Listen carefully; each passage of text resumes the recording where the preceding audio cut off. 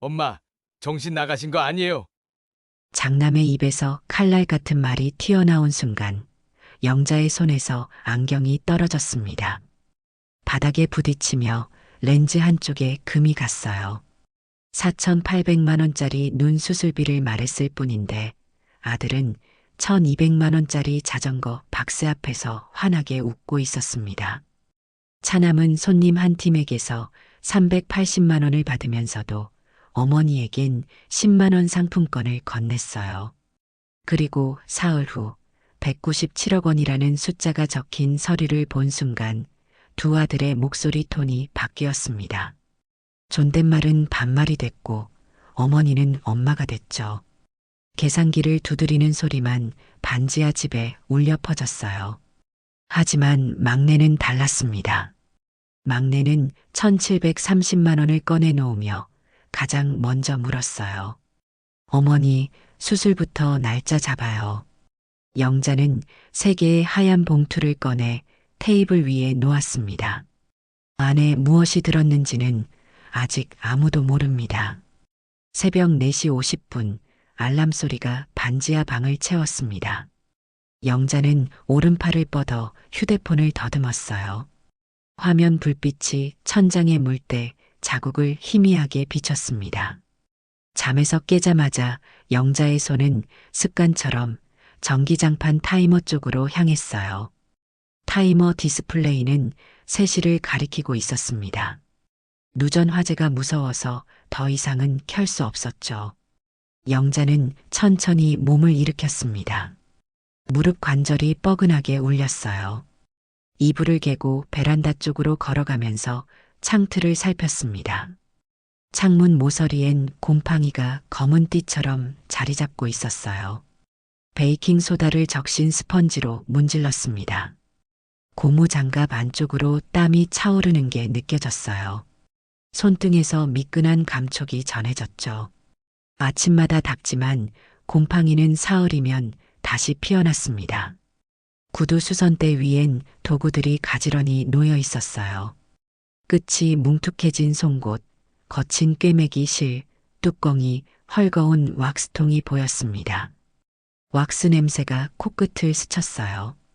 그 냄새엔 남편의 손길이 배어 있었죠. 영자는 송곳 손잡이를 만지작거렸습니다. 나무 표면이 반들반들하게 달아 있었어요. 천장에서 물방울이 똑 떨어지는 소리가 들렸습니다. 위층 배관에서 새는 물이었어요. 바로 그 순간 위층에서 발소리가 들려왔습니다. 쿵쿵거리는 무거운 걸음, 이어서 구두굽이 바닥을 차는 소리가 났죠. 출근 준비를 하는 소리였습니다. 영자는 벽에 걸린 시계를 봤어요. 긴 바늘이 5시를 가리키고 있었습니다. 시계 옆 벽엔 낡은 스티커가 붙어 있었어요. 2003년도 공과금 체납 안내문이었습니다. 떼어내려다 말았던 흔적이 선명했죠. 영자는 스티커를 보지 않으려 고개를 돌렸습니다. 그리고 작은 손거울을 들어 자신의 얼굴을 비춰봤어요. 눈동자 안에 까만 점들이 떠다니는 게 보였습니다. 비문증이었어요. 몇 년 전부터 시작된 증상이었죠. 병원에 가야 한다는 건 알고 있었지만 차일피일 미뤘습니다. 영자는 거울을 내려놓고 바닥에 펼쳐진 택배 상자를 정리했어요. 칼로 상자를 펴서 깔개로 쓰고 있었습니다. 그 위에 어제 받은 수선비를 올려놓고 하나하나 세기 시작했어요. 10,000원짜리 4장, 5,000원짜리 1장, 1,000원짜리 3장이었습니다. 지갑 속 메모지 가계부를 꺼내 꼼꼼히 적어 내려갔습니다. 2,500원 단위까지 정확하게 기록했어요. 그때 휴대폰이 진동했습니다. 스팸 문자였어요. 단 한 번의 투자로 인생이 바뀝니다라는 문구가 눈에 들어왔죠. 영자는 씁쓸하게 웃었습니다.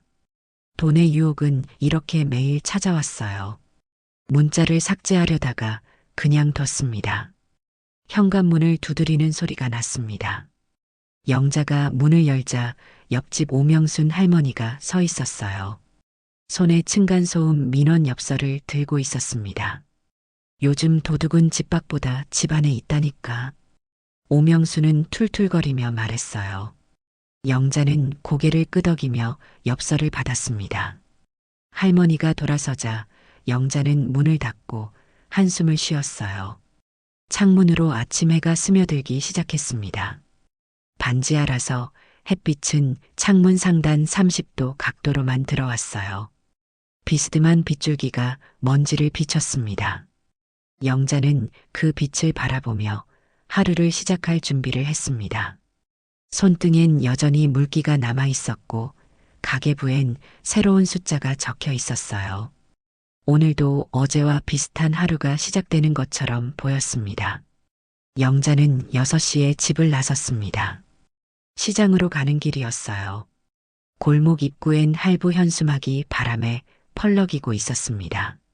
무이자 24개월이라는 글자가 크게 적혀 있었죠. 영자는 그 밑을 지나가며 2년 전 일을 떠올렸어요. 이 반지하에 살던 젊은 부부가 카드빚에 쫓겨 야반도주했던 일이었습니다. 새벽에 짐을 싸던 소리가 아직도 귀에 생생했어요. 버스 정류장에 도착했습니다. 영자는 교통카드를 단말기에 찍었어요. 무임승차 카드였습니다. 삐소리와 함께 행복한 하루 되세요라는 안내음이 흘러나왔죠. 영자는 뒷좌석에 앉아 창밖을 바라봤습니다. 버스 안 TV에선 아침 뉴스가 나오고 있었어요. 가족 간 상속 분쟁 소식이었습니다. 한 재벌가에서 형제들이 유산을 놓고 법정 다툼을 벌이고 있다는 내용이었죠. 영자는 눈살을 찌푸리며 귀를 막았습니다. 그런 이야기는 듣고 싶지 않았어요. 시장 입구에 내렸습니다. 통로를 걷는데 옆집 오명순 할머니가 배추를 고르고 있었어요. 오명순이 영자를 보더니 말했습니다. 돈 생기면 먼 친척이 제일 먼저 찾아온다니까. 그때 가서 사람 속 다 보이는 거야. 영자는 작게 웃으며 대답했어요. 우리 애들은 안 그래요. 말은 그렇게 했지만 목소리엔 확신이 없었습니다. 오명수는 고개를 절레절레 흔들며 배추를 담았어요. 영자는 시장을 천천히 걸었습니다. 약국 앞을 지나는데 독거노인 방문진료 안내문이 붙어 있었어요. 영자는 걸음을 멈추고 안내문을 읽었습니다.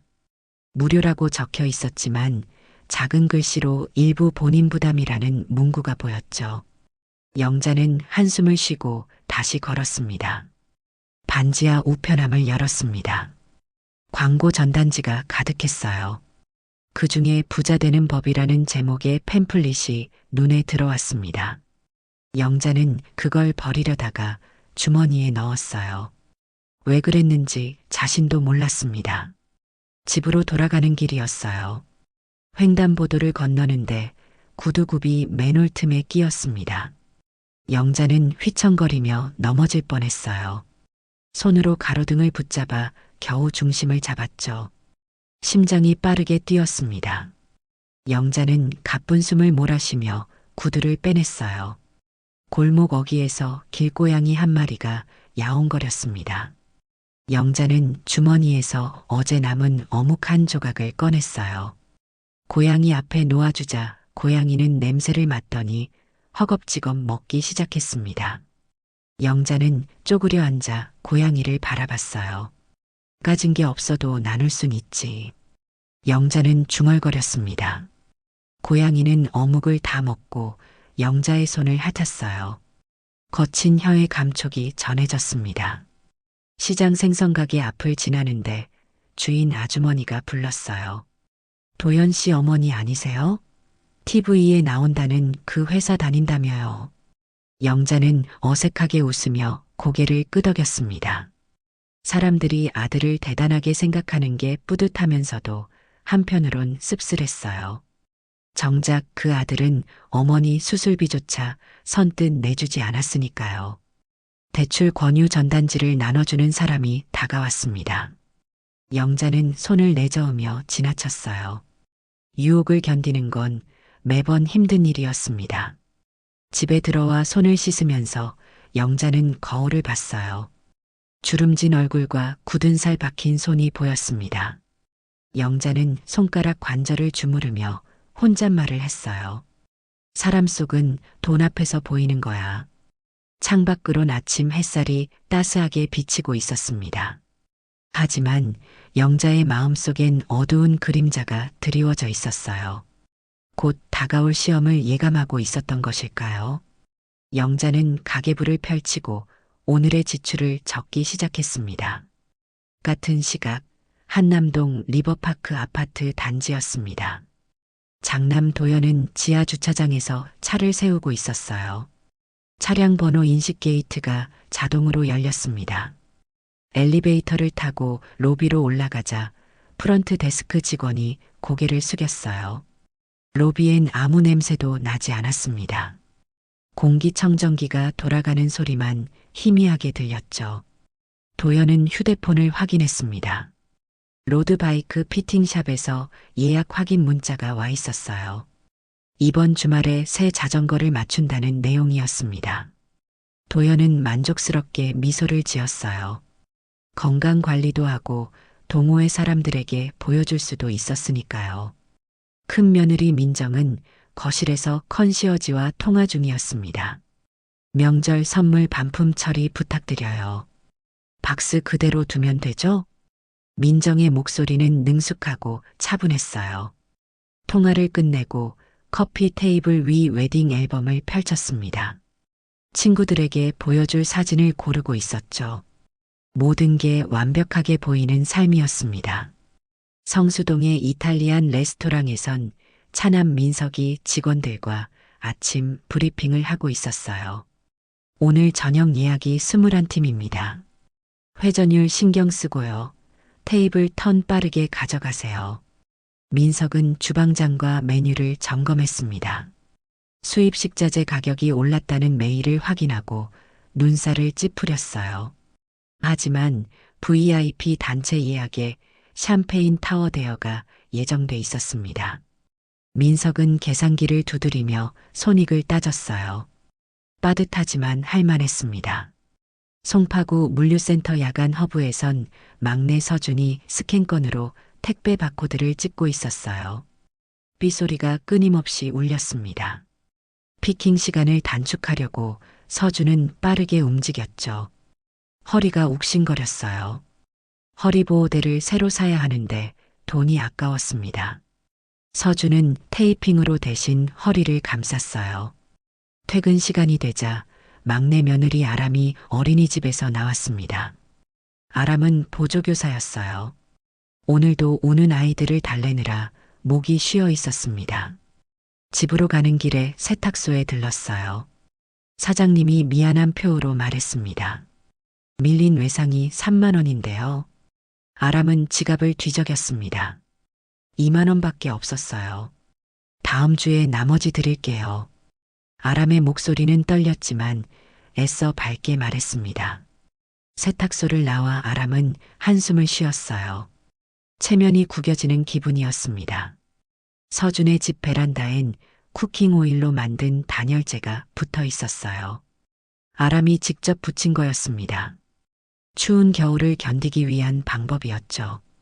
거실 한쪽엔 구두 사진들이 쌓여 있었습니다. 중고 거래 앱에 올리려고 찍어둔 사진들이었어요. 하지만 조회수는 0이었습니다. 영자는 반지하 집 식탁 서랍을 열었습니다. 남편이 남긴 낡은 설계도가 있었어요.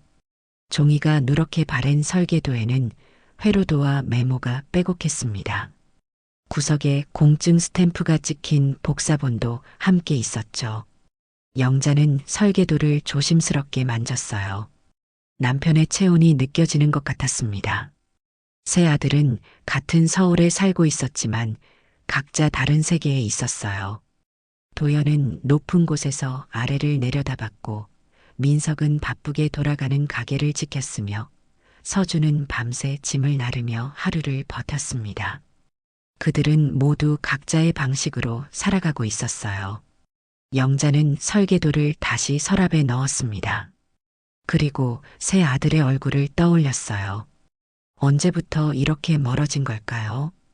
영자는 창밖을 바라보며 생각에 잠겼습니다.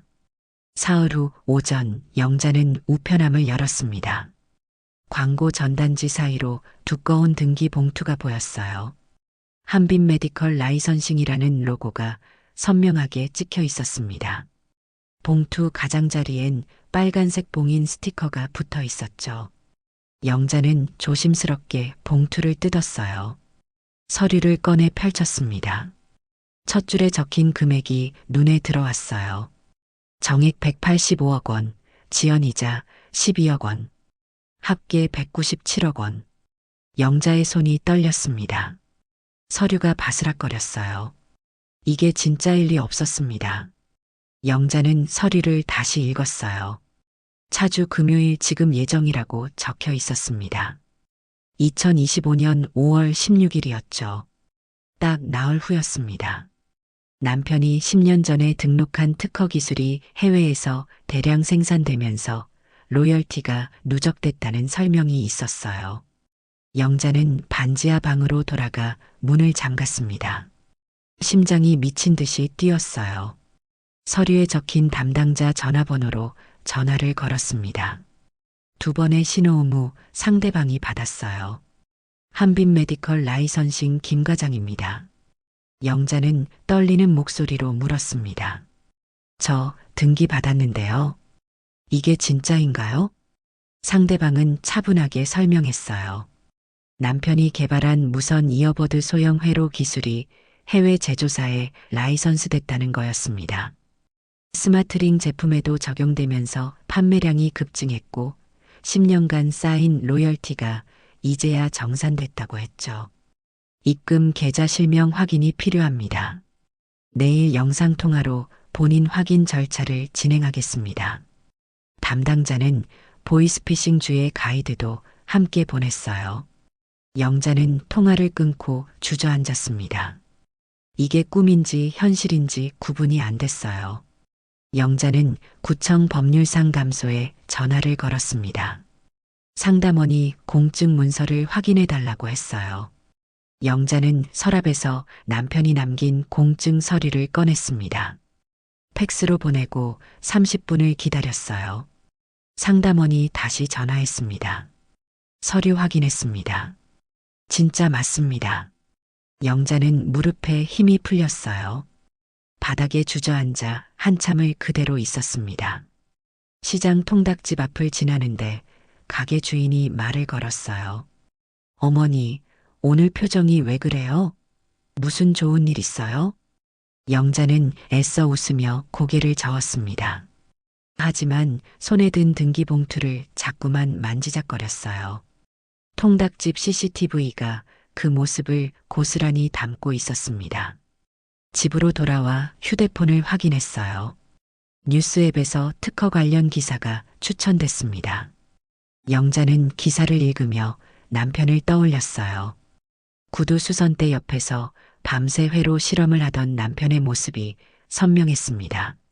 낫댐 연기 냄새, 작은 드라이버로 부품을 조이던 소리, 새벽녘 졸린 눈으로 설계도를 그리던 뒷모습이 생생했어요. 영자는 가계부를 펼쳤습니다. 빨간 볼펜으로 197억이라는 숫자를 적었어요. 그리고 동그라미를 쳤습니다. 하지만 찢어버릴 수가 없었어요. 이 돈이 가져올 변화가 두려웠습니다. 냉장고에서 아이스팩이 녹아 물이 바닥으로 흘렀어요. 영자는 수건으로 물을 닦았습니다. 손을 움직이며 진정하려 애썼어요. 하지만 가슴속 두근거림은 멈추지 않았습니다. 창밖에선 장대비가 쏟아지기 시작했습니다. 빗소리가 반지하 창문을 두드렸어요. 영자는 젖은 수건을 쥔 채 창밖을 바라봤습니다. 모든 게 달라질 거라는 예감이 들었어요.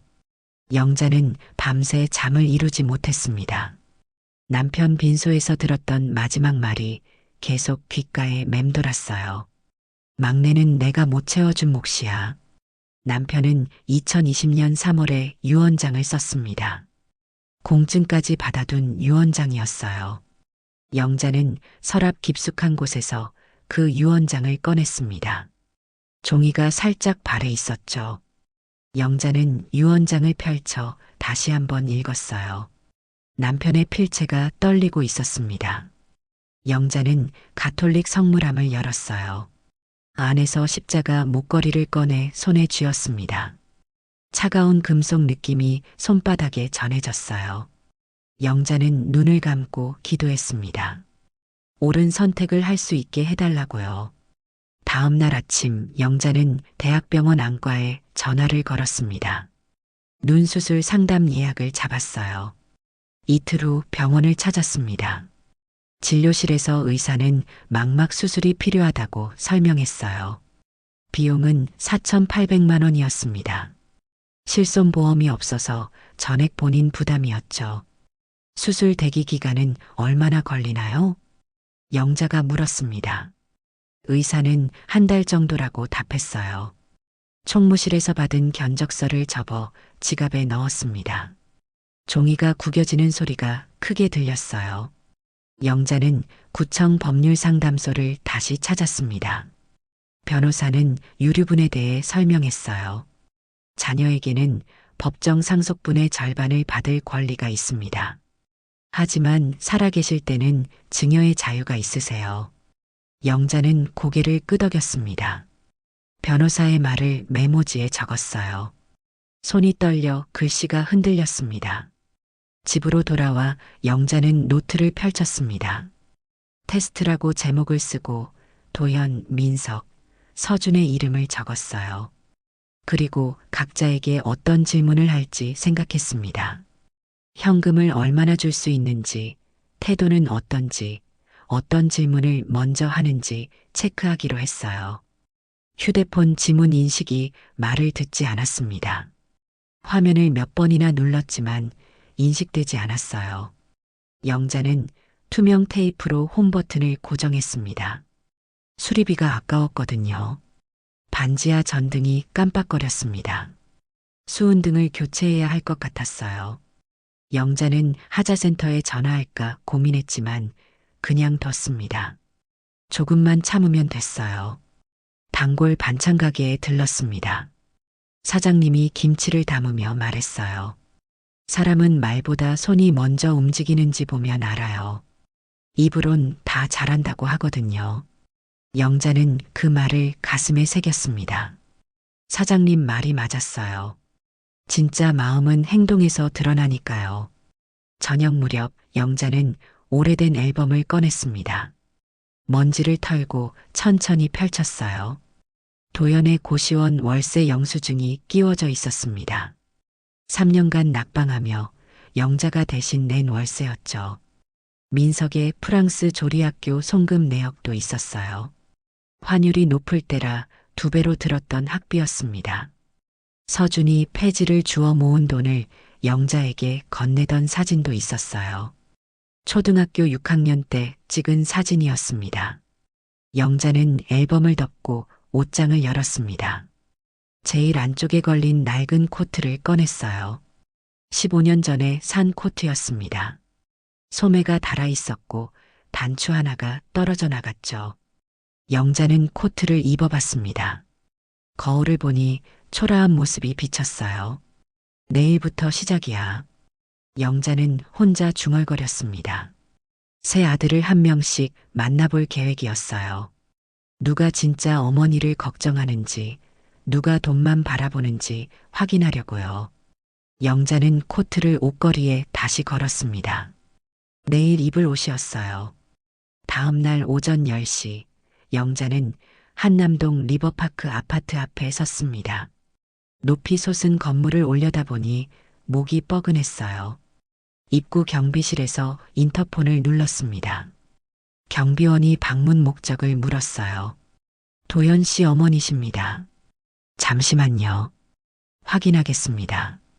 경비원은 집으로 전화를 걸어 확인했습니다. 영자는 그 모습을 보며 불편한 기분이 들었어요. 우리 아들 집인데 왜 허락을 받아야 하는지 이해가 안 됐죠. 방문객 등록을 마치고 로비로 들어갔습니다. 로비는 넓고 깨끗했어요. 대리석 바닥이 반짝거렸습니다. 스마트 포터 로봇이 택배 상자를 싣고 지나갔어요. 영자는 신기한 듯 로봇을 바라봤습니다. 엘리베이터에 탔습니다. 층수 버튼이 카드키로 제한돼 있었어요. 영자는 경비원이 찍어준 임시 카드를 찍었습니다. 23층 버튼이 켜졌죠. 엘리베이터가 올라가는 동안 영자는 낡은 코트 소매를 매만졌어요. 단추가 떨어진 자리가 신경 쓰였습니다. 초인종을 눌렀습니다. 문이 열리고 큰 며느리 민정이 나타났어요. 어머니, 어서 오세요. 민정의 목소리는 밝았지만 어딘가 형식적이었습니다. 영자는 신발을 벗고 현관에 들어섰어요. 거실에선 디퓨저 향이 은은하게 퍼졌습니다. 라벤더 냄새였죠. 민정은 소파 옆 스카프를 비교하며 고르고 있었어요. 도연이는요? 서재에 있어요. 로드바이크 피팅 기사님이 오시기로 했거든요. 영자는 거실 한쪽에 놓인 커다란 박스를 봤습니다. 로드바이크 포장 박스였어요. 가격표가 붙어 있었습니다. 1200만 원이라고 적혀 있었죠. 도연이 서재에서 나왔습니다. 휴대폰을 보며 걷고 있었어요. 어머니, 오셨어요? 도연은 영자를 힐끗 보고 다시 휴대폰 화면을 내려다봤습니다. 와트바이크 설치 기사와 일정을 조율하는 중이었어요. 도연아, 엄마가 할 말이 있어서 왔어. 영자는 가방에서 병원 견적서를 꺼냈습니다.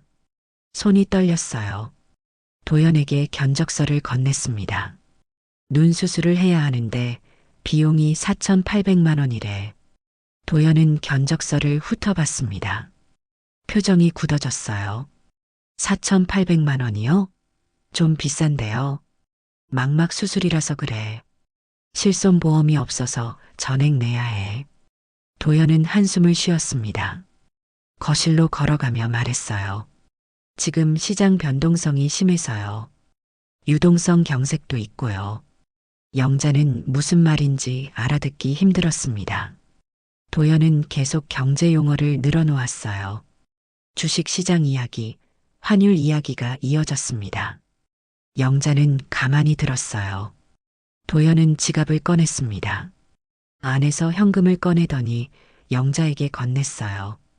20만 원이었습니다. 일단 택시 타시고 필요한 거 사세요. 일단이라는 말이 귀에 걸렸습니다. 영자는 돈을 받아쥐었어요. 손바닥에서 지폐가 구겨졌습니다. 바로 그때 초인종이 울렸습니다. 민정이 문을 열자 배달기사가 커다란 박스를 들고 왔어요. 로드바이크였습니다. 도연의 얼굴이 환해졌어요. 아, 드디어 왔네요. 도연은 서둘러 박스 앞으로 갔습니다. 박스를 뜯으며 자전거를 확인했어요. 영자를 돌아보지도 않았습니다. 영자는 그 모습을 멍하니 바라봤어요. 민정이 휴대폰을 들고 전화를 걸었습니다. 네, 피비님. 지금 괜찮으세요? 단기 채권형 상품으로 좀 알아봐 주세요. 민정은 어머니 앞에서 투자 상담을 하고 있었습니다. 영자는 소파에 앉아 차를 마셨어요. 입술이 바짝 말랐습니다. 어머니, 저희가 도와드리고 싶은데 지금 여건이 안 돼서요. 도연이 자전거를 만지작거리며 말했습니다. 영자는 고개를 끄덕였어요. 손에 든 20만 원이 무겁게 느껴졌습니다. 그래, 알았어. 영자는 일어섰습니다. 더 이상 있고 싶지 않았어요. 민정이 현관까지 배웅했습니다.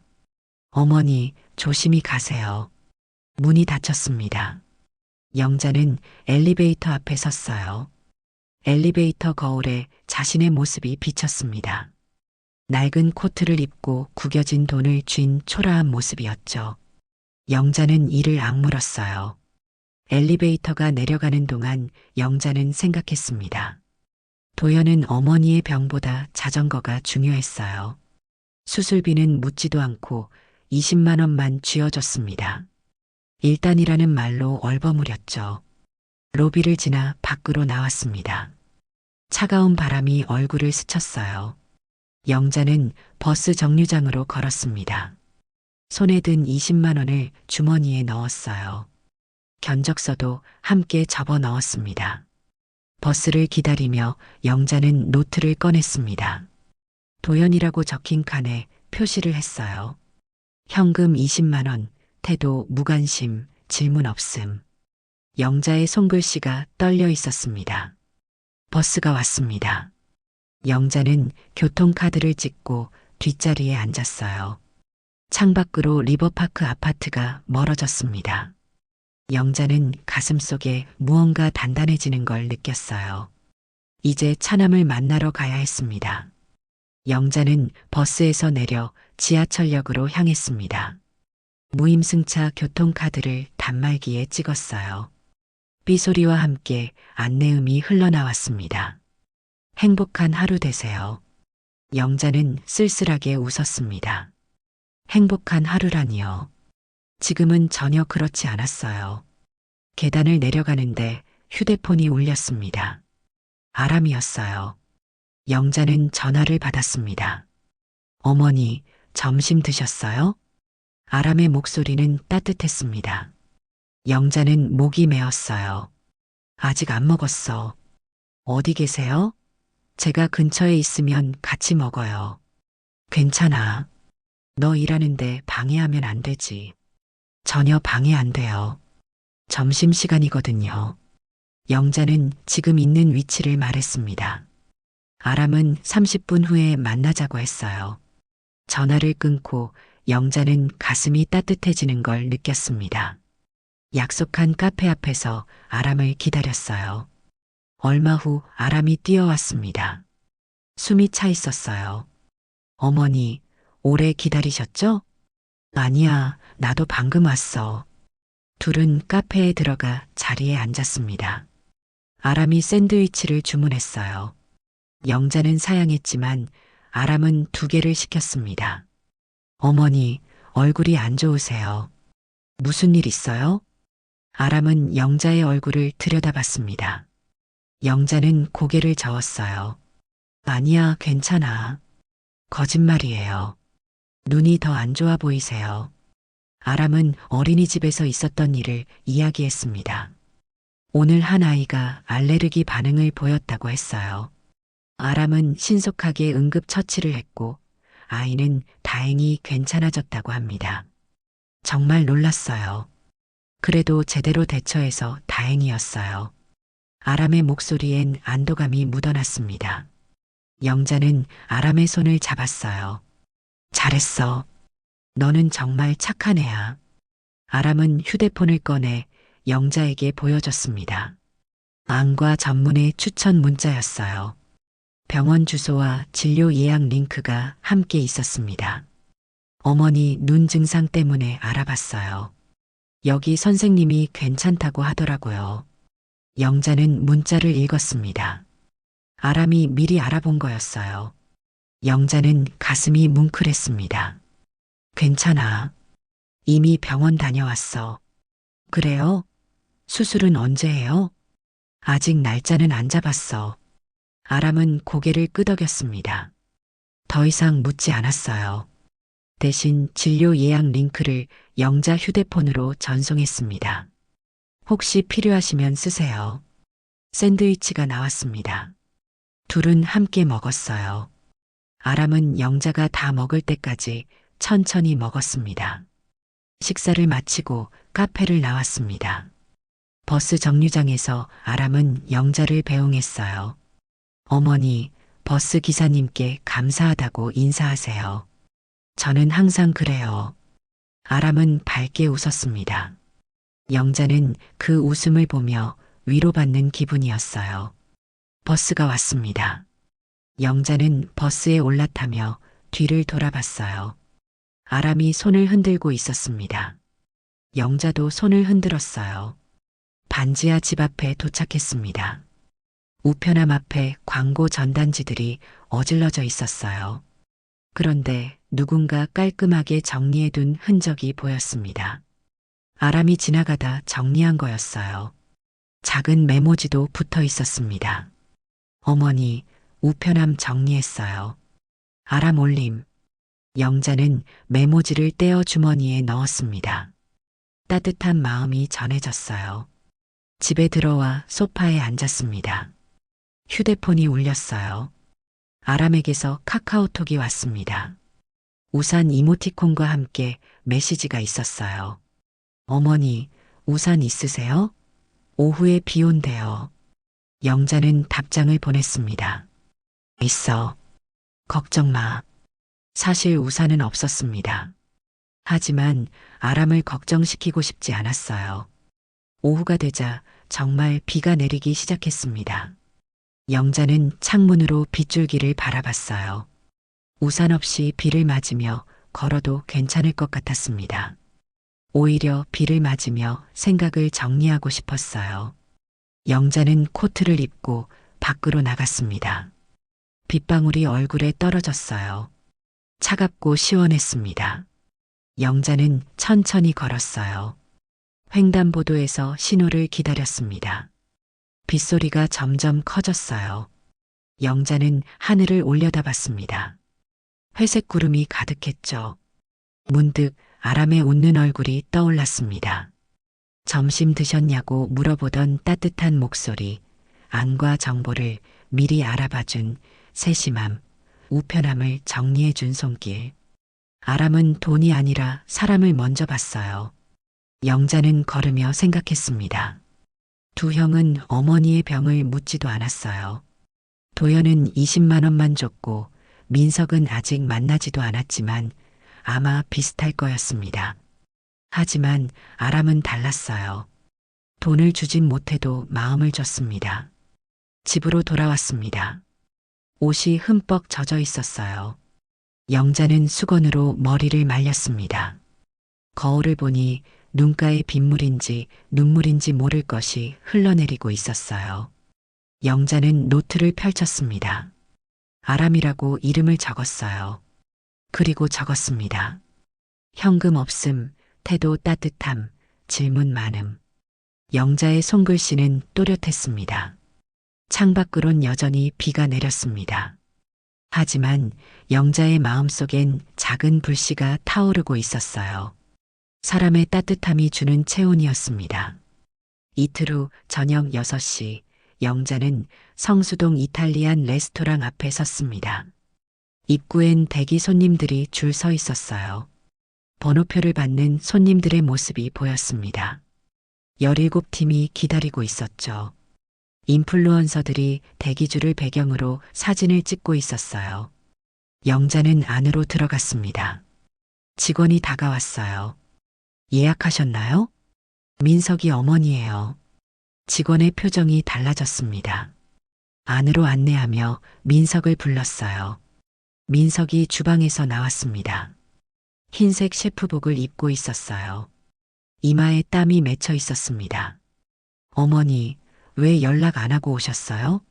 지금 정신없어요. 민석의 목소리는 조금 짜증 섞여 있었습니다. 영자는 미안한 마음이 들었어요. 미안해.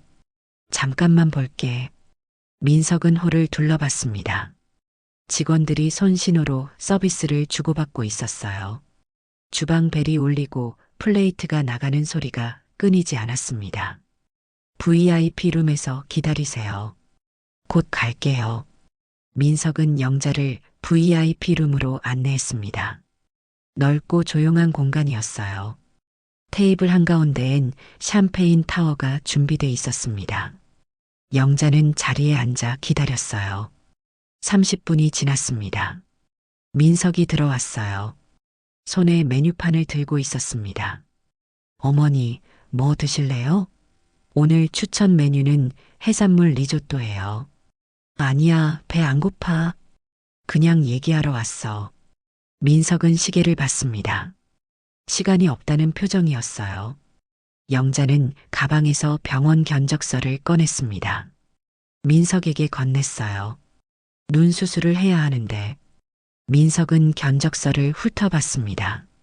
눈썹을 찌푸렸어요. 4,800만 원이요? 그래. 실손보험이 없어서. 민석은 한숨을 쉬었습니다. 휴대폰을 꺼내 뭔가 계산하기 시작했어요. 지금 수입 식자재 가격이 올라서요. 전기료도 인상됐고요. 민석은 가게 운영의 어려움을 늘어놓았습니다. 원가율 이야기, 인건비 이야기가 이어졌어요. 영자는 가만히 들었습니다. 그래도 조금이라도 도와줄 수 있지 않을까? 영자의 목소리는 떨렸습니다. 민석은 지갑을 꺼냈어요. 안에서 상품권을 꺼냈습니다. 10만 원어치였어요. 이거라도 쓰세요. 지금 여유가 없어서요. 바로 그때 옆 테이블에서 생일 축하 노래가 울려 퍼졌습니다. 케이크에 불이 켜졌어요. 사람들이 박수를 쳤습니다. 생일을 맞은 손님이 불을 끄는 순간 영자는 숨이 막히는 것 같았어요. 민석의 휴대폰이 울렸습니다. 주방에서 전화였어요. 잠깐만요. 받고 올게요. 민석은 서둘러 나갔습니다. 영자는 혼자 VIP 룸에 남겨졌어요. 테이블 위에 샴페인 타워가 화려하게 빛났습니다. 영자는 상품권을 만지작거렸어요. 10분 후 민석이 돌아왔습니다. 얼굴이 상기돼 있었어요. 손님이 와인 추천 요청하셔서요. 어머니, 미안한데 오늘 정말 바빠요. 영자는 고개를 끄덕였습니다. 일어서서 나가려는데 주방이 보였어요. 민석의 팔에 화상 흔적이 있었습니다. 핫플레이트에 데인 자국 같았어요. 영자는 가슴이 아팠습니다. 민석도 힘들게 살고 있구나 싶었죠. 그래, 가볼게. 바쁜데 방해해서 미안해. 아니에요. 조심히 가세요. 영자는 레스토랑을 나왔습니다. 결제대를 지나는데 영수증이 출력되고 있었어요.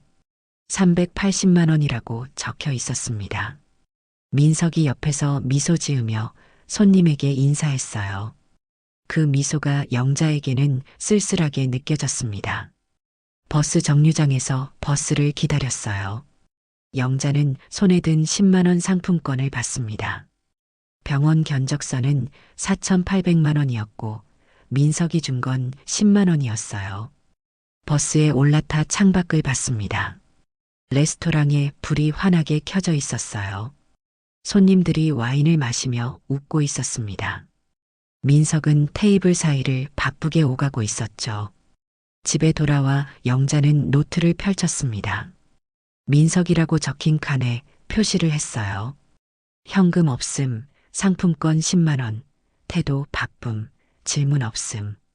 영자의 손이 떨렸습니다. 영자는 소파에 앉아 천장을 바라봤어요.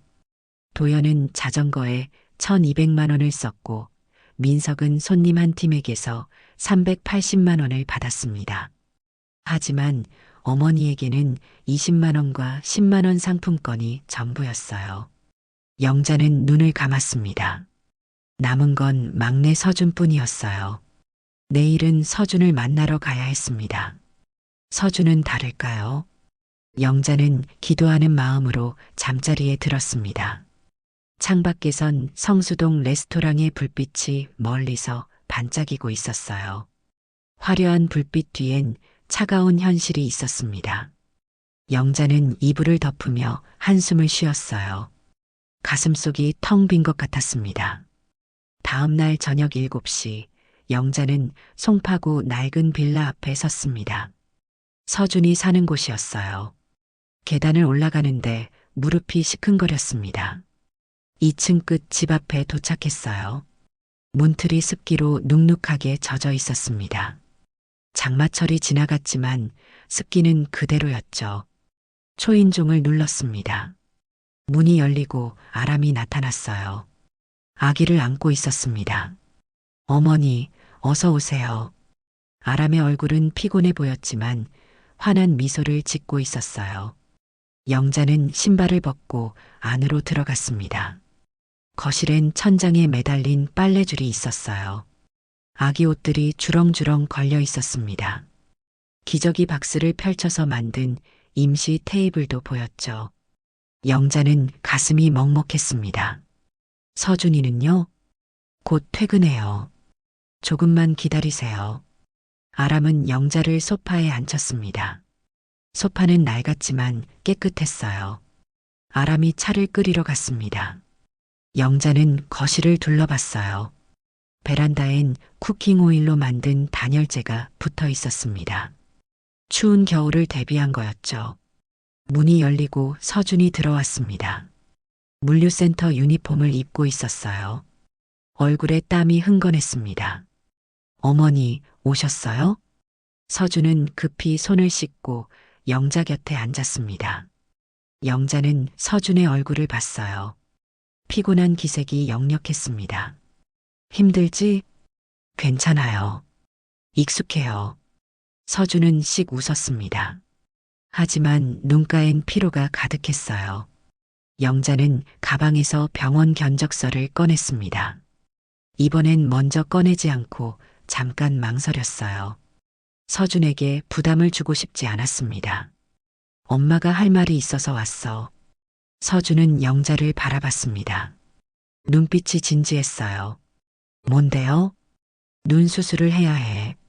망막이 안 좋대. 서준의 표정이 굳어졌습니다. 몸을 앞으로 기울이며 물었어요.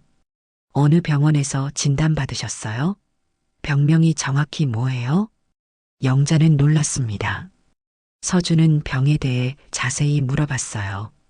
수술 방법은 무엇인지, 회복 기간은 얼마나 걸리는지, 위험성은 없는지 하나하나 물었습니다. 비용은 얼마나 나와요? 4,800만 원이래. 서준은 한숨을 쉬었습니다. 눈을 감고 잠시 생각했어요. 그리고 일어나 방으로 들어갔습니다. 아람이 따뜻한 차를 가져왔습니다. 영자는 차를 받아들었어요. 손에 온기가 전해졌습니다. 서준이 방에서 나왔습니다. 손에 봉투를 들고 있었어요. 봉투가 두툼했습니다. 서준은 영자 앞에 앉아 봉투를 건넸어요. 이거 받으세요. 영자는 봉투를 열어봤습니다. 현금이 가득 들어 있었어요. 10,000원짜리와 50,000원짜리가 섞여 있었습니다. 지폐가 구겨져 있었고 일부는 비닐가루가 묻어 있었어요. 물류센터에서 일하며 모은 돈이었습니다. 이게 얼마야? 1,730만 원이요. 제가 모은 거 다 해요. 영자는 봉투를 다시 서준에게 밀었습니다. 눈물이 핑 돌았어요. 안 돼. 너희가 살아야지. 어머니 수술이 더 급해요. 저희는 괜찮아요. 서준의 목소리는 단호했습니다. 영자는 고개를 저었어요. 이건 너희 생활비잖아. 애기도 있는데. 바로 그때 정전이 됐습니다. 거실이 깜깜해졌어요. 서준은 휴대폰 플래시를 켰습니다. 환한 불빛이 거실을 비췄어요. 전기료 미납이 아니에요. 이 집이 원래 이래요. 서준은 차분하게 말했습니다. 아람이 양초를 가져왔어요. 촛불을 켜자 거실이 은은하게 밝아졌습니다. 아람은 베란다로 가서 틈바람을 막을 담요를 가져왔어요. 문틈에 담요를 끼워 넣었습니다. 서준은 그 모습을 보며 미안한 표를 지었어요. 아기가 울기 시작했습니다. 아람이 아기를 안아 올렸어요. 능숙하게 흔들며 달랬습니다. 아기는 금방 울음을 그쳤어요. 영자는 그 모습을 보며 가슴이 뭉클했습니다. 어머니, 아기 안아보실래요? 아람이 물었습니다. 영자는 고개를 끄덕였어요. 아람이 아기를 조심스럽게 건넸습니다. 영자는 아기를 안았어요. 따뜻한 체온이 느껴졌습니다. 아기 발냄새를 맡으니 옛날 생각이 났어요. 서준이 아기였을 때가 떠올랐습니다. 전기가 다시 들어왔습니다. 환한 불빛이 거실을 채웠어요. 영자는 아기를 아람에게 돌려줬습니다. 영자는 결심했습니다. 진실을 말해야 할 때가 왔어요. 가방에서 서류를 꺼냈습니다. 라이선싱 정산서였어요. 테이블 위에 살짝 놓았습니다. 이게 뭐예요? 서준이 물었습니다. 영자는 숨을 깊이 들이쉬었어요. 아버지가 남긴 특허 로열티야. 197억 원이래. 순간 방 안이 조용해졌습니다. 서준과 아람은 서리를 바라봤어요. 숫자를 확인하고 눈을 크게 떴습니다. 197억이요? 서준의 목소리가 떨렸습니다. 영자는 고개를 끄덕였어요. 금요일에 입금된대. 서준은 서류를 천천히 읽었습니다. 손이 떨리고 있었어요. 아람은 옆에서 서준의 어깨를 잡았습니다. 영자는 서준의 반응을 지켜봤습니다. 서준은 서류를 내려놓더니 영자를 봤어요. 어머니, 수술부터 날짜 잡아요. 영자는 놀랐습니다. 서준은 돈 이야기를 하지 않았어요. 가장 먼저 어머니 수술을 걱정했습니다. 그리고 어머니 집부터 옮겨야죠. 반지하는 너무 습해요. 아람도 고개를 끄덕였습니다. 맞아요. 어머니 건강이 제일 중요해요. 영자는 눈물이 났습니다. 참으려 했지만 눈물이 주르르 흘렀어요. 서준은 영자의 손을 잡았습니다. 엄마, 울지 마세요. 영자는 손수건으로 눈물을 닦았습니다. 가슴속이 따뜻했어요. 서준은 돈보다 어머니를 먼저 생각했습니다. 형들한테는 말씀하셨어요? 서준이 물었습니다. 영자는 고개를 저었어요. 아직 다 말하진 않았어. 너한테 먼저 말하고 싶었어. 서준은 아무 말도 하지 않았습니다. 그저 영자의 손을 꽉 잡았어요. 밤이 깊어갔습니다. 영자는 일어섰어요. 집으로 돌아갈 시간이었습니다. 조심히 들어가세요. 서준과 아람이 현관까지 배웅했습니다. 영자는 계단을 내려가며 뒤를 돌아봤어요.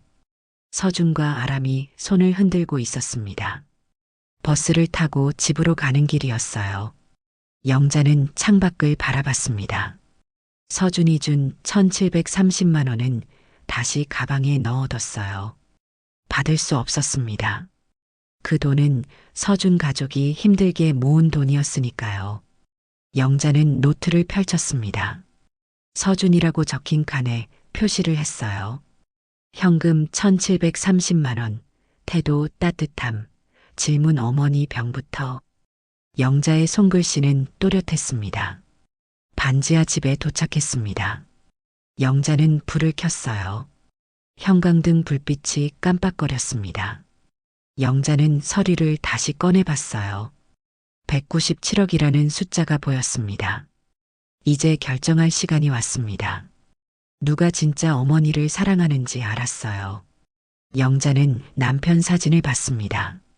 여보, 내가 옳은 선택을 할게요. 영자는 사진에 대고 중얼거렸습니다.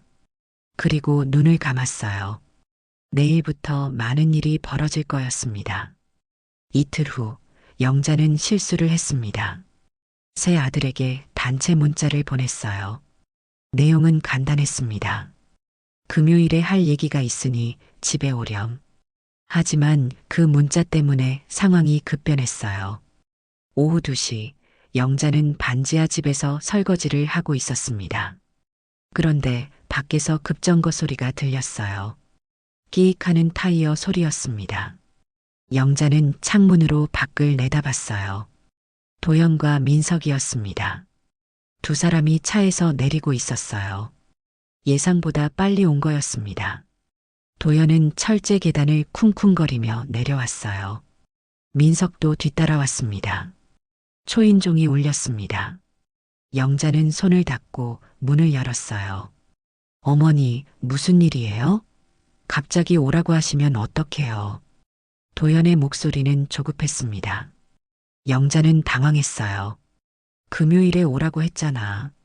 금요일까지 기다릴 수가 없어요. 뭔데요? 민석도 안으로 들어왔습니다. 두 사람은 소파에 앉지도 않고 서 있었어요.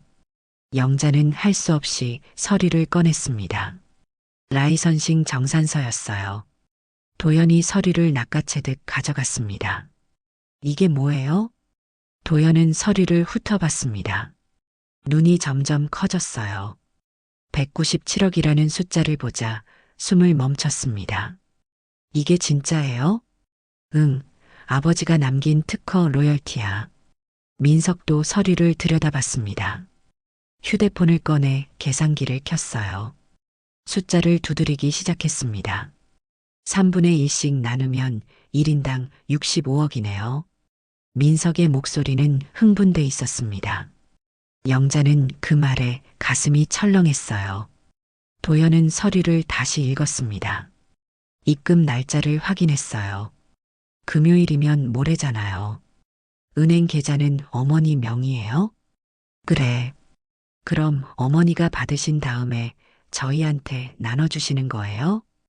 도연의 말투가 달라지고 있었습니다. 존댓말에서 반말로 바뀌기 시작했어요. 잠깐, 이거 세금은 어떻게 돼요? 민석이 물었습니다. 도연은 휴대폰으로 세금 계산을 했어요. 상속세 아니고 증여세도 아니고 아버지 명의 특허니까 상속 재산이네요. 그럼 유류분 적용되는 거 아니에요? 민석이 말했습니다. 영자는 유류분이라는 단어를 들었어요. 법률상담소에서 들었던 그 단어였습니다. 유류분은 법정 상속분의 절반이니까. 도연은 계산을 계속했습니다. 두 사람의 대화는 점점 빨라졌어요. 영자는 끼어들 틈이 없었습니다. 매장 확장하려면 최소 30억은 있어야 하는데 민석은 메모 앱에 뭔가 적기 시작했습니다. 대출 금리까지 계산하고 있었어요. 형은 뭐 할 거예요? 부동산 투자 좀 하고 펀드도 넣어야지. 두 사람의 목소리가 점점 커졌습니다. 영자는 가만히 서서 듣고 있었어요. 가슴이 답답했습니다. 근데 막내는 왜 안 왔어요? 민석이 물었습니다. 영자는 대답하지 않았어요. 서준이한테도 똑같이 줄 거예요? 도연이 물었습니다. 영자는 고개를 끄덕였어요. 당연하지. 새 아들인데. 그건 불공정해요. 형들이 얼마나 고생했는데. 민석의 목소리가 높아졌습니다. 영자는 눈살을 찌푸렸어요. 무슨 소리야? 너희 셋 다 내 아들이야. 도연은 서류를 테이블에 내려놓았습니다. 손가락으로 숫자를 가리키며 말했어요. 어머니, 이거 제대로 분배해야 해요. 법적으로 문제없게. 영자는 화가 났습니다. 두 아들은 어머니를 걱정하지 않았어요. 오직 돈만 이야기했습니다. 너희 엄마 수술은 안 궁금해? 영자의 목소리가 떨렸습니다. 도연과 민석은 잠시 멈췄어요. 그건 나중에 얘기하고요. 일단 이거부터 정리해야죠. 도연이 말했습니다. 영자는 한숨을 쉬었어요. 밖에서 기침 소리가 들렸습니다. 옆집 오명순 할머니였어요. 문 밖에서 엿듣고 있었던 거였습니다. 영자는 얼굴이 화끈거렸어요. 소문이 퍼질 게 뻔했습니다. 정전이 복구되면서 형광등이 켜졌습니다. 하얀 불빛 아래서 서류의 숫자가 더 또렷해 보였어요. 영자는 압박감을 느꼈습니다. 영자는 방으로 들어가 앨범을 꺼냈습니다. 거실로 나와 테이블에 펼쳤어요. 이것 좀 봐. 앨범에는 오래된 사진들이 있었습니다. 도연이 고시 낙방했을 때 월세 영수증, 민석이 프랑스 조리학교 다닐 때 송금 영수증, 서준이 병원에 입원했을 때 영자가 밤새 간호한 사진. 엄마가 너희한테 얼마나 많이 해줬는지 알아? 영자의 목소리는 떨렸습니다. 하지만 도연과 민석은 앨범을 제대로 보지 않았어요. 시선은 여전히 서류에 가 있었습니다. 어머니, 그건 과거 일이고요. 지금은 이 돈을 어떻게 할지 정해야 해요. 도연이 말했습니다. 영자는 가슴이 무너지는 것 같았어요. 나가줄래? 오늘은 더 이상 얘기하고 싶지 않아. 영자는 방문을 열었습니다. 도연과 민석은 서류를 다시 한번 봤어요. 어머니, 우리가 도와드리려는 건데 왜 이러세요? 나가라니까. 영자의 목소리는 단호했습니다. 도연은 서류 사진을 휴대폰으로 찍었어요. 민석도 마찬가지였습니다. 금요일에 다시 올게요. 두 사람은 나갔습니다. 문이 닫히자 영자는 주저앉았어요. 바닥에 앉아 한참을 그대로 있었습니다. 화장실로 들어갔습니다. 거울을 봤어요. 낯선 자신의 얼굴이 보였습니다. 주름진 얼굴, 지친 눈빛. 영자는 세수를 했어요. 찬물이 얼굴을 적셨습니다. 거실로 나왔습니다. 테이블 위엔 서류만 덩그러니 놓여 있었어요. 영자는 서류를 집어들었습니다. 197억이라는 숫자가 눈에 들어왔어요. 창문 밖으로 경보등 불빛이 반사됐습니다. 순찰차가 지나가는 소리였어요. 영자는 창문을 닫았습니다. 휴대폰이 울렸습니다. 라이선싱 담당자에게서 문자가 왔어요. 내일 방문해서 최종 확인을 하겠다는 내용이었습니다. 영자는 문자를 읽고 한숨을 쉬었어요. 영자는 소파에 앉았습니다. 남편 사진을 봤어요. 여보, 애들이 변했어. 돈 앞에서 완전히 달라졌어. 영자는 사진에 대고 중얼거렸습니다. 눈물이 흘렀어요. 영자는 눈물을 닦지 않았습니다. 그냥 흐르는 대로 뒀어요. 밤이 깊어갔습니다. 반지하 창문으론 어둠만 가득했어요. 영자는 불을 끄고 누웠습니다. 천장을 바라보며 생각했어요. 내일 뭘 해야 할까? 어떤 결정을 내려야 할까? 형광등 불빛이 꺼지고 방은 완전히 어두워졌습니다.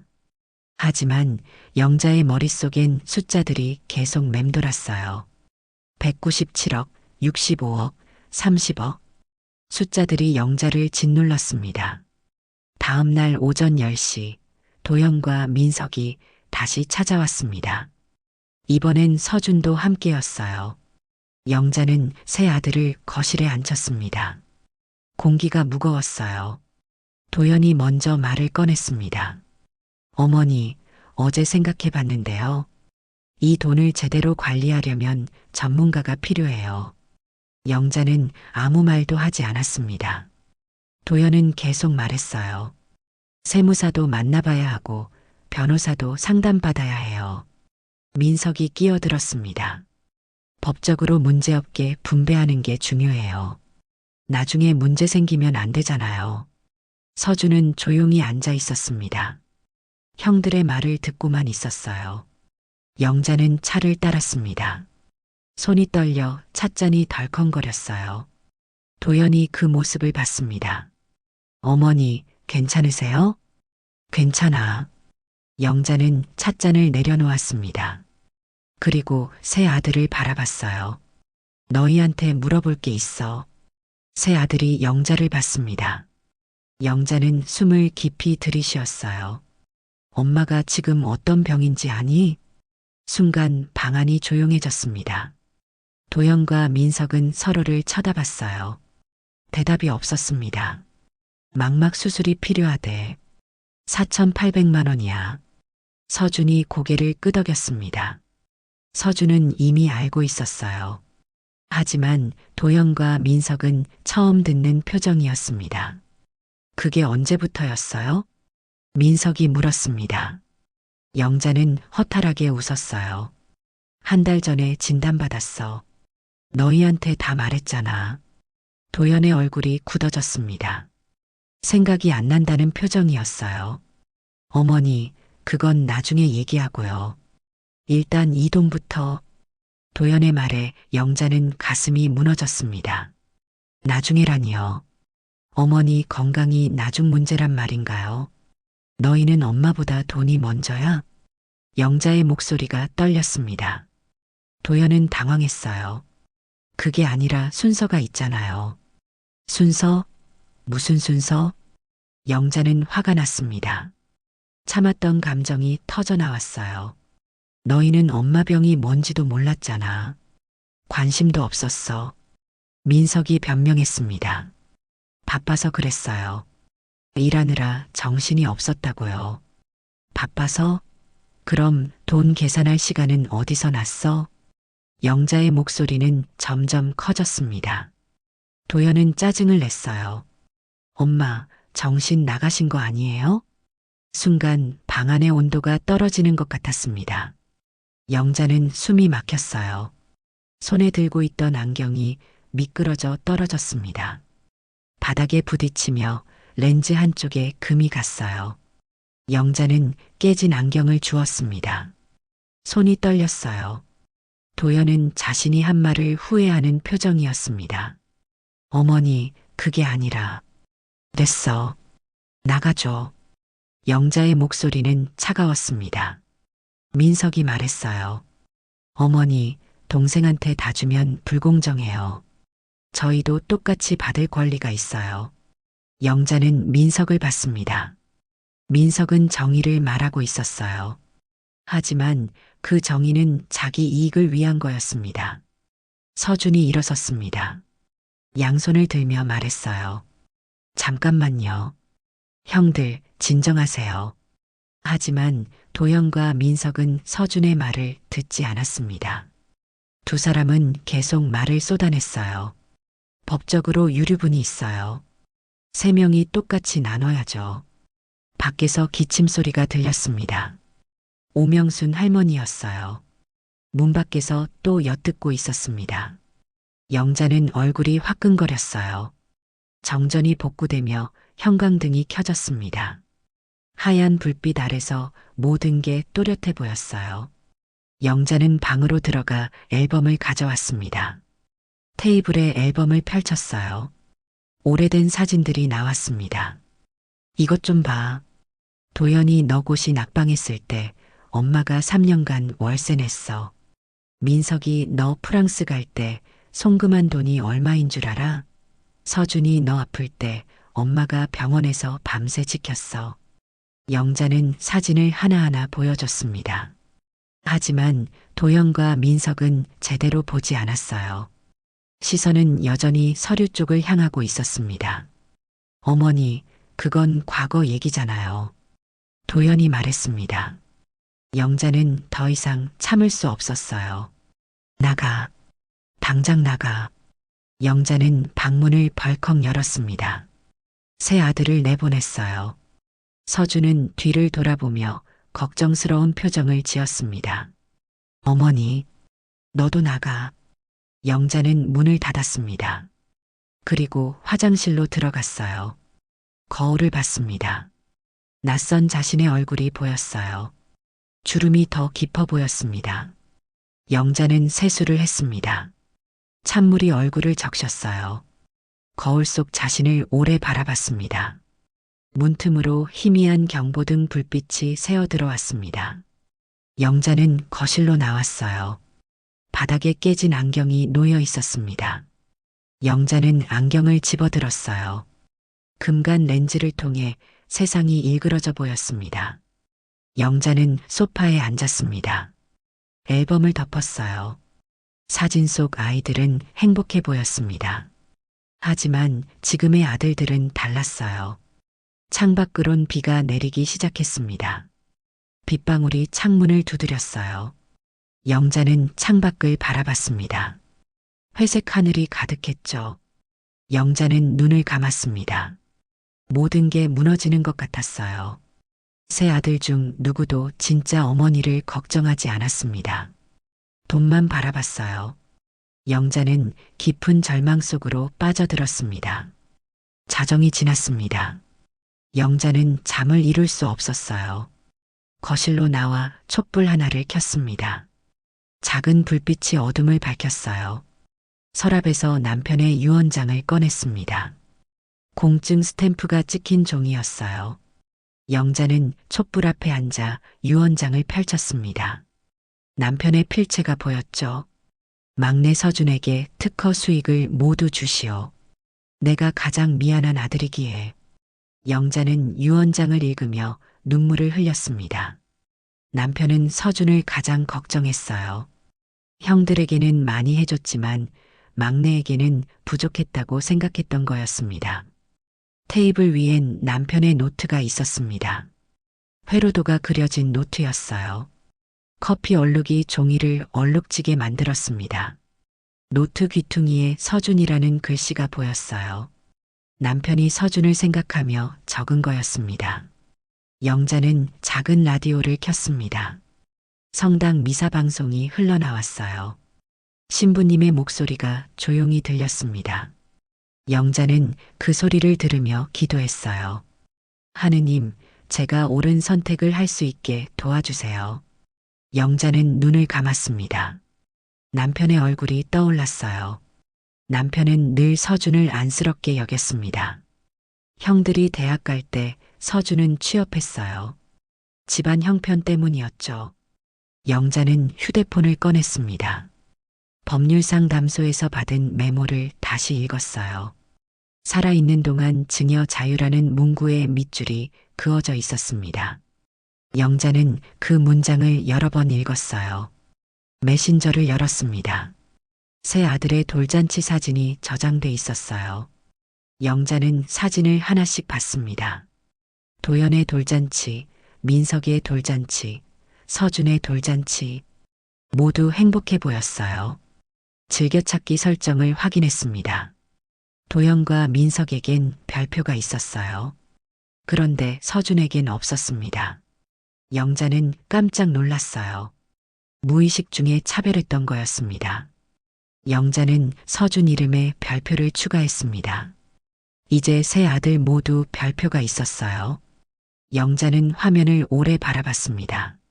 노트를 꺼내 펜을 들었습니다. 그리고 적었어요. 사람은 말보다 질문으로 드러난다. 누가 먼저 내 병을 물었는가?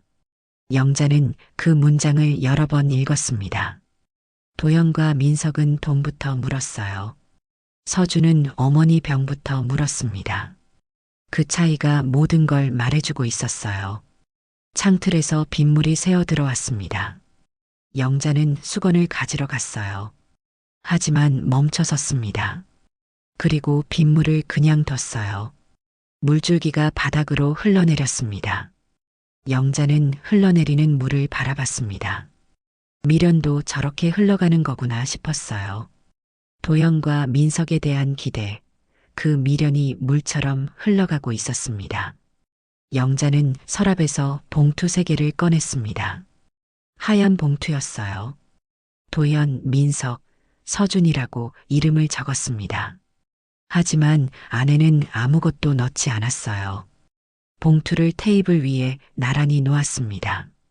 촛불이 봉투를 비췄어요. 3개의 하얀 봉투가 나란히 놓여 있었습니다. 영자는 한참을 봉투들을 바라봤습니다. 결정을 내려야 했어요. 하지만 쉽지 않았습니다. 세 아들 모두 영자가 낳은 자식들이었으니까요. 알람을 5시 10분으로 맞췄습니다. 내일 아침 일찍 일어나야 했어요. 라이선싱 담당자가 방문하기로 했습니다. 영자는 촛불을 끄려다 멈췄습니다. 그리고 남편 사진을 봤어요. 여보, 당신 말이 맞았어. 막내가 제일 착해. 영자는 남편 사진에 대고 중얼거렸습니다. 그리고 촛불을 불었어요. 후 하는 소리와 함께 불이 꺼졌습니다. 어둠이 방을 채웠습니다. 하지만 창밖에서 희미한 가로등 불빛이 들어왔어요. 영자는 그 불빛을 바라봤습니다. 방 안에 197억이라는 숫자의 잔상만 남았습니다. 정산서에 적힌 그 숫자가 영자를 따라다녔어요. 잠들 때까지 그 숫자는 사라지지 않았습니다. 영자는 눈을 감았습니다. 남편의 목소리가 들리는 것 같았어요. 고생했소. 이젠 당신이 결정하시오. 영자는 눈물을 흘렸습니다. 베개가 눈물로 젖었어요. 영자는 그렇게 긴 밤을 보냈습니다. 새벽 4시, 영자는 잠에서 깼습니다.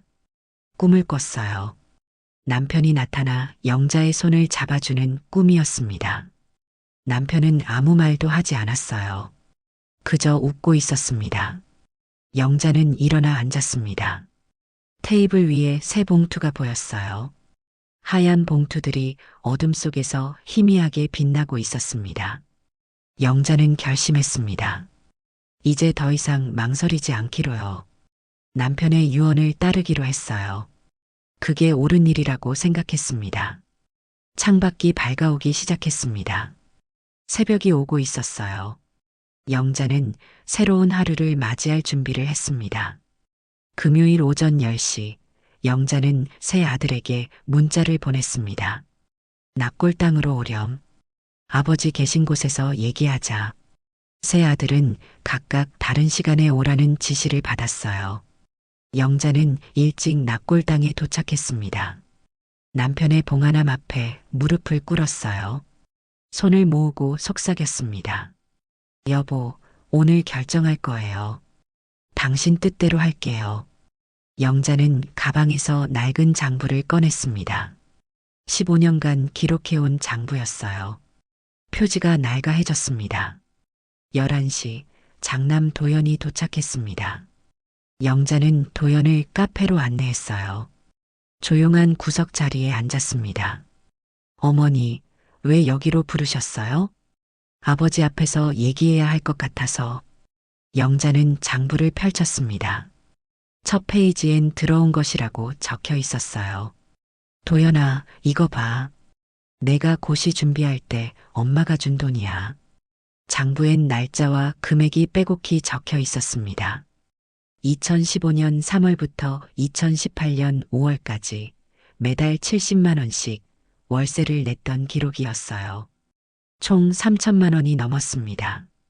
그리고 이건 내 반지 가압류 풀 때 쓴 돈.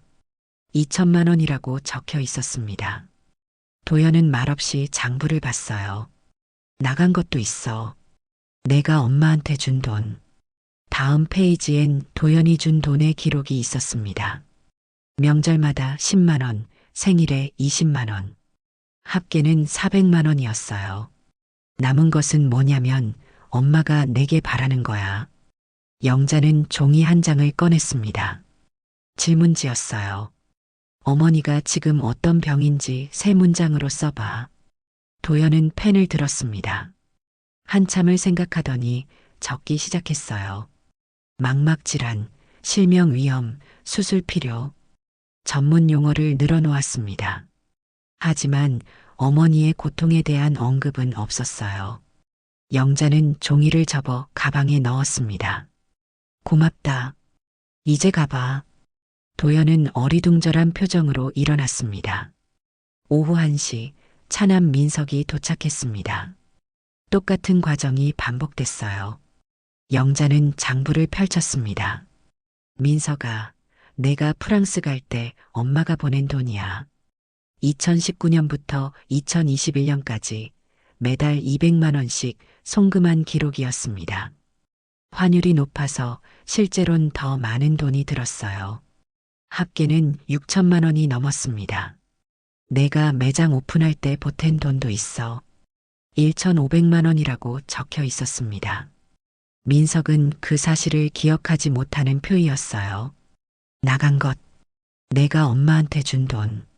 명절 상품권 10만 원씩 합계 300만 원. 민석의 얼굴이 붉어졌습니다. 질문지를 건넸습니다. 민석은 망막 수술 4,800만 원 비용, 회복 기간 한 달이라고 적었어요. 숫자와 일정에만 집중한 답변이었습니다. 영자는 고개를 끄덕이며 종이를 접었습니다. 오후 3시 막내 서준이 도착했습니다. 아람과 아기도 함께였어요. 영자는 반갑게 맞았습니다. 어서 와. 장부를 펼쳤습니다. 서준의 페이지는 달랐어요. 서준아, 엄마가 너한테 많이 못해줬어. 장부엔 서준에게 준 돈이 적었습니다. 고등학교 졸업 축하금 50만 원, 결혼 축의금 100만 원. 합계는 200만 원도 안 됐어요. 미안해. 형들한테는 많이 해줬는데 너한테는. 서준이 고개를 저었습니다. 아니에요. 괜찮아요. 나간 것. 내가 엄마한테 준 돈. 다음 페이지엔 서준이 준 돈의 기록이 빼곡했습니다. 매달 10만 원씩 생활비, 명절마다 20만 원, 어머니 생신에 30만 원. 합계는 1,000만 원이 넘었어요. 서준은 놀랐습니다. 자신이 그렇게 많이 줬는지 몰랐던 거예요. 그리고 이건 초코파이. 영자는 사진 한 장을 꺼냈습니다. 어린 서준이 초코파이를 반으로 쪼개 영자에게 주는 사진이었어요. 초등학교 6학년 때 찍은 사진이었습니다. 넌 가진 게 없어도 나눴어. 그게 진짜 사랑이야. 서준의 눈시울이 붉어졌습니다. 아람도 울컥했어요. 질문지를 건넸습니다. 서준은 망막 박리 증상, 시력 저하로 일상생활 불편, 수술 후 회복 지원 필요라고 적었어요. 어머니의 증상과 어려움, 그리고 돌봄의 필요성을 적은 답변이었습니다. 영자는 종이를 받아들었습니다. 가슴이 뭉클했어요. 바로 그때 라이선싱 담당자가 카페로 들어왔습니다. 김 과장이었어요. 어머니, 안녕하세요. 최종 확인 드리러 왔습니다. 김 과장은 서류를 펼쳤습니다. 입금 날짜, 세금 원천 징수, 송금 프로세스를 설명했어요. 오늘 오후 4시에 입금됩니다. 통장 확인하시면 돼요. 영자는 고개를 끄덕였습니다. 김 과장은 서류에 서명을 받고 떠났어요. 영자는 서준을 봤습니다. 오늘은 결정하지 않을 거야. 조금 더 생각해 볼게. 서준은 고개를 끄덕였습니다. 재촉하지 않았어요. 어머니 수술 날짜부터 잡으세요. 그게 먼저예요. 아람도 맞장구 쳤습니다. 맞아요. 건강이 제일 중요해요. 영자는 두 사람의 손을 잡았습니다. 따뜻했어요. 네 사람은 남편의 봉하남 앞으로 갔습니다. 영자는 꽃바구니에서 꽃 한 송이를 뽑았어요. 봉하남 옆에 조심스럽게 꽂았습니다. 여보, 우리 막내 잘 컸어요. 걱정 마세요. 영자는 남편에게 속삭였습니다. 서준과 아람은 뒤에서 조용히 서 있었어요. 아기가 제잘거렸습니다. 카메라가 없는 공간이었습니다. 조용했어요. 영자는 그 정적 속에서 평화를 느꼈습니다. 납골당을 나와 주차장으로 걸었습니다. 햇살이 따스했어요. 영자는 하늘을 올려다봤습니다. 구름 한 점 없이 맑았어요. 어머니, 집까지 태워드릴게요. 서준이 말했습니다. 영자는 고개를 저었어요. 괜찮아. 버스 타고 갈게. 날씨도 좋고. 영자는 서준 가족과 헤어졌습니다. 손을 흔들며 배웅했어요. 버스 정류장으로 걸어가는 영자의 발걸음은 가벼웠습니다.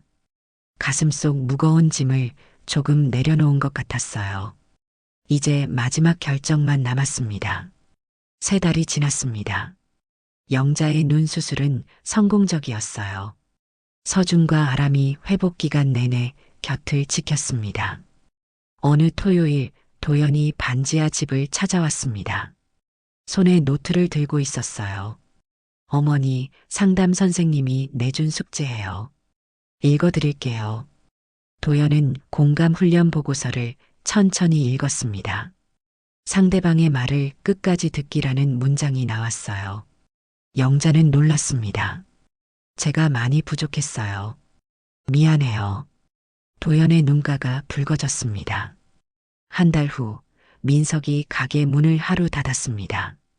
영자를 위한 특별 식사였어요. 어머니, 오늘은 원가 공개해요. 이 파스타는 8,000원이지만 정성은 돈으로 못 재죠. 민석은 각 요리를 설명하며 내왔습니다. 영자는 음식을 먹으며 눈물을 흘렸어요. 또 한 달이 지났습니다. 세 형제가 납골당에 모였어요. 각자 아버지께 편지를 썼습니다. 도연은 돈보다 사람이 먼저라는 걸 이제야 알았어요 라고 적었어요. 민석은 원가보다 정성이 중요하다는 걸 배웠어요 라고 썼습니다. 서준은 저 잘 살고 있어요. 어머니도 건강하세요 라고 적었어요. 세 사람은 편지를 낭독했습니다. 영자는 옆에서 조용히 울었어요. 그로부터 4개월 후 세 가족이 반지하 집에 모였습니다. 공동 밥상이었어요. 된장찌개는 이렇게 끓여야지. 아니에요. 멸치 육수가 먼저예요. 세 형제는 티격태격하며 웃었습니다. 결국 각자 취향대로 만들기로 했어요. 식탁엔 3가지 된장찌개가 놓였습니다. 맛은 달랐지만 다 맛있었어요. 맛있다. 영자는 3가지를 번갈아 먹으며 말했습니다. 세 아들이 각자 그릇에 더 담아줬어요. 아기가 웃었습니다. 도영과 민석이 아기를 안았어요. 민정과 아람도 웃었습니다. 영자는 그 모습을 바라봤습니다. 7개월 동안 세 아들이 조금씩 변했어요. 완벽하진 않았지만 노력하고 있었습니다. 창밖으론 석양이 지고 있었습니다. 붉은 노을이 반지하 창문을 물들였어요. 식탁 위엔 빈 그릇들이 놓여 있었습니다. 모두 깨끗이 비웠어요. 영자는 생각했습니다. 비움이 때론 채움보다 아름답다고요. 1년이 지난 어느 저녁이었습니다. 황혼 무렵 영자는 남편의 설계도를 꺼냈어요. 종이가 많이 낡았습니다. 영자는 설계도를 라미네이팅했어요. 투명한 비닐로 감싸니 보존할 수 있을 것 같았습니다. 영자는 설계도를 액자에 넣었습니다. 유리를 닫고 조심스럽게 끼워 넣었어요.